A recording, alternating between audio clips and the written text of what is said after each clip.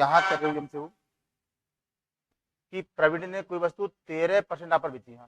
जो भी 13% लाभ का मतलब यहाँ 113% पर है। यदि वैसे 98 रुपए कम में बेचता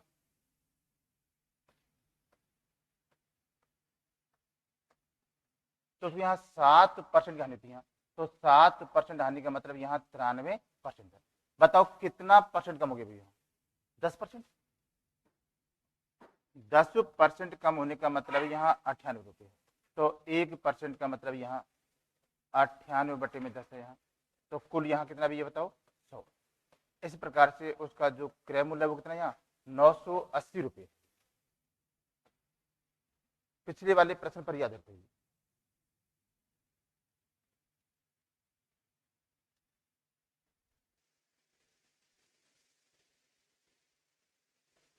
भैया देखो 21 में कर रेमी को कोई वस्तु निश्चित मूल्य पर बेचकर 20% का लाभ होता है भैया।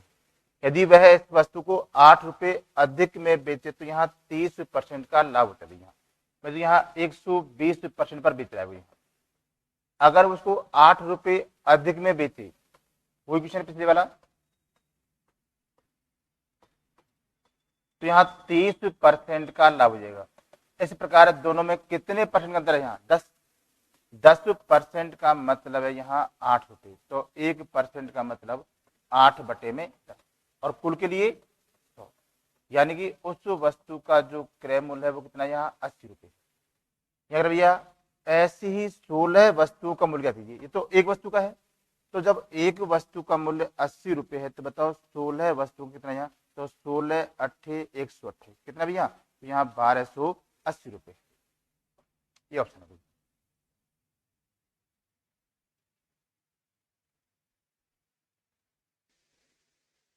तो क्या करता कि 13% लाभ पर बेच गई यहाँ। भाई 13% लाभ का मतलब यहाँ कितने से बताओ? 113 से हमारा। ठीक बात है यहाँ। अगर वो इसको 98 रुपये कम कर दे तो यहाँ 7% की आनी थी। तो 7% आने का मतलब कितना है यहाँ? 93%। कितने परसेंट का अंतर आ गया? कितने का है? 20 रुपये का अंतर। अच्छा हाँ सही बात है। तो यहाँ 20 रुपये का परसेंट है। पिछले वाले 10 रुपये पर। हाँ तो 20% का मतलब यहाँ 98 रुपये है। तो 1% का मतलब यहाँ 98/20 और कुल 100 और 20×5 100 तो 5×8 = 40 और भैया देखो 9×5 45 और 4×49 तो यहाँ 490 है भाई इसका आंसर। कौन सा? यहाँ 490 इसका आंसर है। टीवी को 8% लाभ पर बेचा जाता है यहाँ। तो 8% लाभ का मतलब यहाँ 108% से। यदि इसे 714 रुपये अधिक में बेचा जाए, भाई यहाँ 714 रुपये अधिक में बेचें तो यहाँ 15% का लाभ होता है। तो बताओ कितने परसेंट का अंतर आ गया? 7% का। यहाँ 7% का मतलब है 714। तो 1% का मतलब यहाँ 714/7 है। तो कुल 100 मतलब यहाँ 7 एकम 7 और यहाँ 7 दूना 14 यानी कि 10,200 उस वस्तु को क्या गया? क्रय मूल्य आ गया। 18% लाभ प्राप्त करने के लिए टीवी का विक्रय मूल्य कितना भी है? अब यहाँ 10,200 आ गया और इस पर हमको कितना भाई? 18% लाभ प्राप्त करना भी है। तो 18% का मतलब यहाँ 118 है। ठीक है, साथ उसको ऐसे कर दो भाई। यहाँ 10,200 है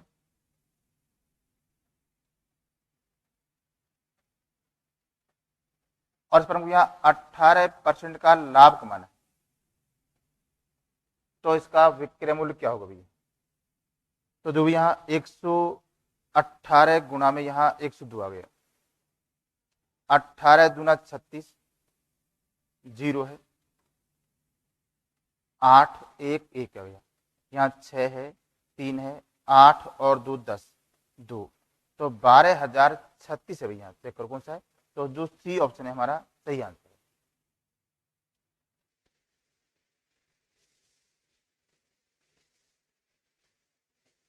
हाँ भाई देखो, एक किसी वस्तु बी को बेच रहा है और बी ने बेचा सी को और सी ने बेचा डी को। यहाँ भाई यहाँ एक तो ए है, एक बी है, एक सी है और एक डी है। ए ने वस्तु बेची बी को 25% लाभ पर और बी ने बेची सी को 20% लाभ पर और भैया सी ने बेची डी को 10% लाभ और लास्ट में डी ने यहाँ 330 रुपए दिए। ये तो क्वेश्चन वही बन गया जनसंख्या वाला कि भाई किसी शहर की जनसंख्या पहले इतनी बड़ी, फिर घटी, फिर बढ़ी, लास्ट में ये तो बताओ शुरुआत में क्या था भैया।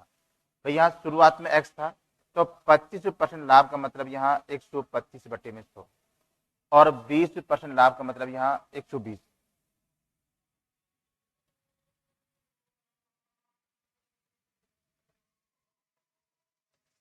और भैया 10% लाभ का मतलब यहाँ और इस प्रकार कितना भैया 330 आ गया। तो कर दिया 11 30 33, 0 से 0, 3 चौके 12 और 4 से 25 और 25 से 5 5 से फिर काट दिया मैंने यहाँ 2 तो एक्स भाई सब कट गए यहाँ और लास्ट में 2 यहाँ तो बच रहा है 2 और यहाँ 100 तो 100 दूना तो भाई इसका जो शुरुआती मूल्य है वो कितना यहाँ बताओ 200 रुपये इसका शुरुआती मूल्य।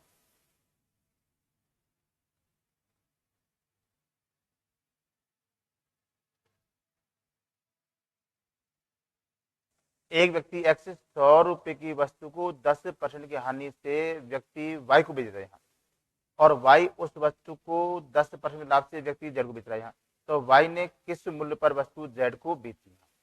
यहाँ एक्स है, ये वाई है और यहाँ जेड। भाई एक्स ने देखो यहाँ 10% की हानि पर और वाई ने उस वस्तु को 10% लाभ पर। 100 रुपए की कीमत थी यहाँ तो 10% हानि का मतलब यहाँ 90 बटे में 100 और फिर यहाँ 10% की लाभ वाली बात कह रहा है वो। तो यहाँ कितने बेची भैया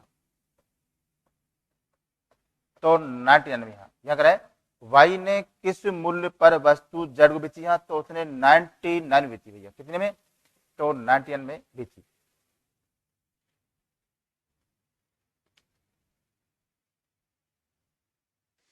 कारण क्या है तो उसने शुरुआती मूल्य पूछा था यहाँ लास्ट में जगह था कि लास्ट में उस वस्तु का मूल्य 330 रुपए रह गया तो शुरुआत में क्या था। अब यहाँ कह दिया कि शुरुआती जो मूल्य है वो 100 रुपए है तो लास्ट में कितनी बेची वो कह क्वेश्चन देखो यहाँ 100 रुपए की वस्तु थी ये और घटती बढ़ती कितने में रहेगी 99 में रहेगी। तो भैया 25 वस्तुओं का जो क्रय मूल्य है वो 20 वस्तुओं के विक्रय मूल्य के बराबर है। भाई यहाँ 25 वस्तुओं का जो क्रय मूल्य है वो यहाँ 20 वस्तुओं के विक्रय मूल्य के बराबर। आप बताइए यहाँ अगर यहाँ 7x बराबर 5y है तो बताओ यहाँ x का मान कितना है बताओ। भाई x का जो मान है वो कितना यहाँ 5 है और y का जो मान कितना यहाँ 7। भाई अगर मैं कह दूं क्रय मूल्य हमारा 20 रुपए है और विक्रय मूल्य कितना बताओ हमारे यहाँ 25 रुपए। ठीक बात है यहाँ भाई हमने कितने में खरीदी यहाँ 20 में खरीदी और 25 में दी यहाँ तो लाभ हो गया भाई हमको कितने रुपए का 5 रुपए का। और यहाँ अगर देखो लाभ परसेंट तो यहाँ लाभ बटे में क्रय मूल्य और गुणा में यहाँ 100 है। 5 से काट दिया हमने कितना 4 और 4 से इस प्रकार हमको यहाँ 25% का लाभ हो जाता है।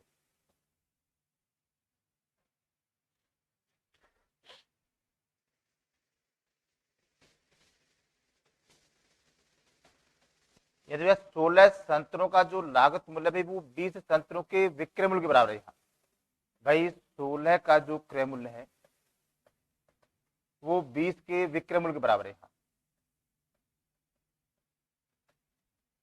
तो हमारे पास क्रय मूल्य तो आ गया 20 और बताओ विक्रय मूल्य कितना भी यहाँ विक्रय मूल्य यहाँ 16 रुपए है तो लाभ हुआ या हानि है हानि कितने रुपए की तो यहाँ 4 रुपए की हानि है भैया।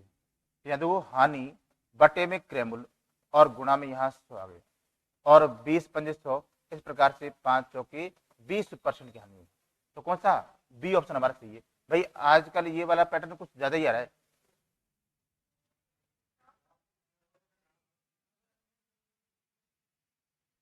सोलह सन, अच्छा ये हानि है, हाँ हानि आएगा यहाँ, हानि परसेंट।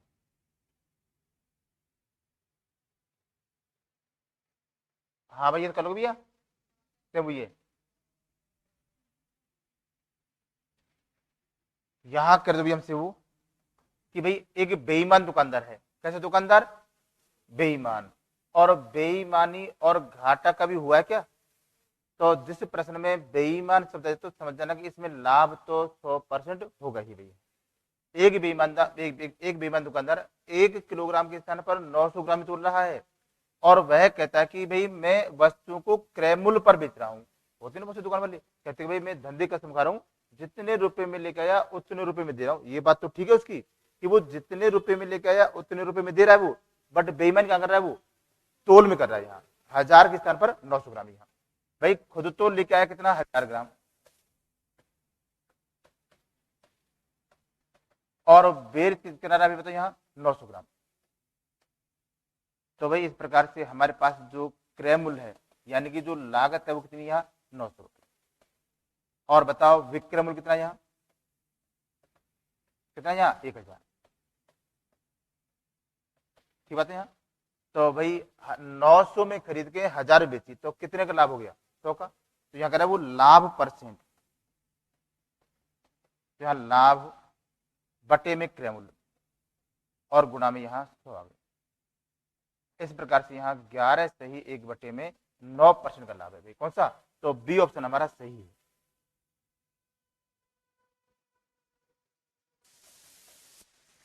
एक बेईमान दुकानदार अपने सामान को लागत मूल्य पर बेचने का दावा करता है, फिर भी वजन कम तोलकर 25% का लाभ अर्जित करता है। तो बताओ उसने 1 किलोग्राम बाट के स्थान पर किस बाट का यूज किया। मतलब उसने उत्तर दे दिया और हमसे प्रश्न पूछा भैया, भाई खुद तो लिखा है वो 1000 ग्राम, अब पता नहीं किस बाट का यूज किया और कितना बेचा उसने।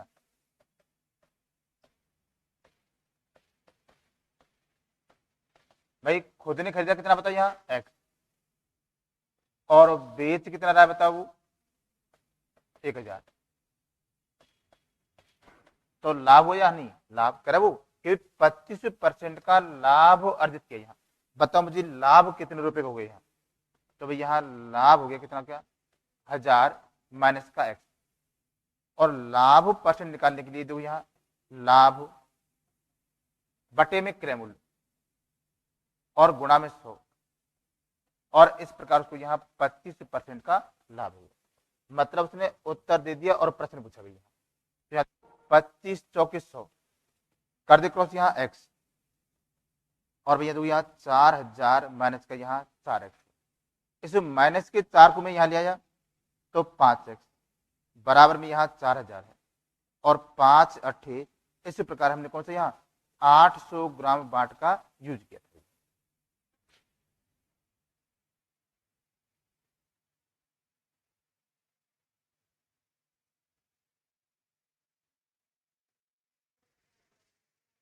नहीं परसेंट कह गया, परसेंट कह गया, कारण क्या कि यहाँ जो उसने ये चीज जो जो चीज बता रखी है यहाँ वास्तव में जो क्रय मूल्य है वो तो विक्रय मूल्य, और जो विक्रय मूल्य वो क्रय मूल्य। यहाँ यहाँ देखो शुरुआत में रुपये पैसे में नहीं होता है, यहाँ केवल कहता है इतने ग्राम खरीदा, इतनी वस्तु खरीदी, इतनी वस्तु बेची, वस्तु की तुलना कर रहा है वो यहाँ।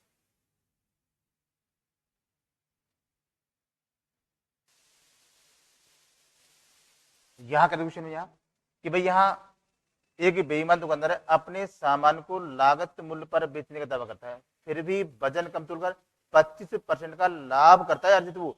उसने 1 किलोग्राम बाट के स्थान पर कौन सी बाट का यूज किया है, खुद तो लिखा है वो 1000 ग्राम, अब पता नहीं बेच कितना रहा है वो। ठीक बात है यहाँ। तो हमारे पास जो क्रय मूल्य है वो तो आ गया एक्स, और विक्रय मूल्य कितना यहाँ 1000 है। इस प्रकार से लाभ हमारे पास कितना आ गया 1000 माइनस एक्स आ गया। तो लाभ बटे में क्रय मूल्य गुणा में 100, और 25% का लाभ है यहाँ, तो 25 चौक 100 क्रॉस कर दिया मैंने यहाँ एक्स, इस प्रकार से 4000 माइनस का 4x चाहिए, और ये माइनस का 4x आ गया इधर, तो 5x 800 ग्राम बाट यूज किया ना।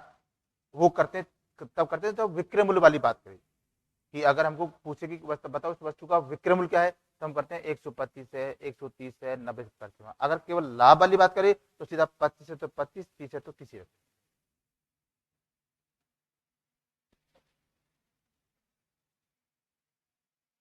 देखो पिछले वाले प्रश्नों में और इस प्रश्न में क्या अंतर भी है। पिछले वाले प्रश्न में उसने तुलना की थी यहाँ कि भाई इतनी वस्तु का क्रय मूल्य इतनी वस्तुओं के विक्रय मूल्य के बराबर है, वहां वहां तुलना थी क्रय मूल्य और विक्रय मूल्य की। अब इस प्रश्न में देखो क्रय मूल्य विक्रय मूल्य दोनों की तुलना नहीं है, यहाँ लाभ की तुलना है और विक्रय मूल्य की। चेक करो, 100 पेंसिल बेचने पर एक दुकानदार 25 पेंसिलों के विक्रय मूल्य के बराबर हानि प्राप्त करता है। पिछले वाले प्रश्नों में क्या था, क्रय मूल्य और विक्रय मूल्य की तुलना थी। यहाँ तो ध्यान रखना, 100 पेंसिल बेचने पर मान लेते हैं कि अगर हम 1 रुपए की एक पेंसिल बेचें तो बताओ 100 पेंसिल हमने कितने में बेच दी, बताओ 100 रुपए में, और 25 के बराबर यहां हानि होती है, कितने की 25। तो बताओ हमारा क्रय मूल्य कितना है। भाई वास्तव में लाभ हानि परसेंट तो हम क्रय मूल्य पर निकालेंगे। अब बताओ हमारा क्रय मूल्य 125 है या 75 है। जब 75 है, ये गलती एग्जाम में बहुत ज्यादा होगी। कई बार हम प्लस के बजाय माइनस और माइनस के बजाय प्लस कर जाते हैं वहां, ठीक है। तो जल्दबाजी बिल्कुल नहीं करनी है, 1-2 सेकंड आराम से सोच लेना है। यहाँ कैसे कि यहाँ करा है कि भाई हानि बता रहा है, यहाँ अगर वो हानि बता रहा है तो पक्का हमारी खरीदने वाली रेट ज्यादा होगी, पक्का है। और अगर हानि हो रही है तो हम ज्यादा बेच रहे हैं यहाँ, तो हानि तो इसका मतलब हमारा क्रय मूल्य ज्यादा है, और क्रय मूल्य ज्यादा है तो कितना यहाँ 125। आप निकाल दो हानि परसेंट, तो यहाँ देखो हानि बटे में क्रय मूल्य और गुणा में यहाँ 100 आ गए, और 25 पंजे और 5 से यहाँ 20% की हानि होती है। कितना, तो बी ऑप्शन है।